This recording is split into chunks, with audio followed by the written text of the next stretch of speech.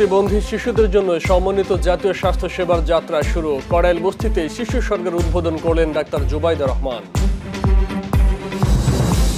SSC ও সমমান পরীক্ষা ৭ জানুয়ারি, HSC শুরু হবে ৬ জুন থেকে, জানালেন শিক্ষামন্ত্রী।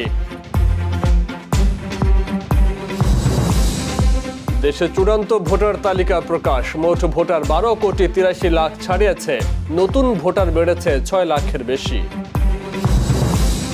এবং জামায়াত আমিরের সাথে ইইউ রাষ্ট্রদূতের বৈঠক, গণতন্ত্র ও স্থানীয় সরকার নির্বাচন নিয়ে আলোচনা।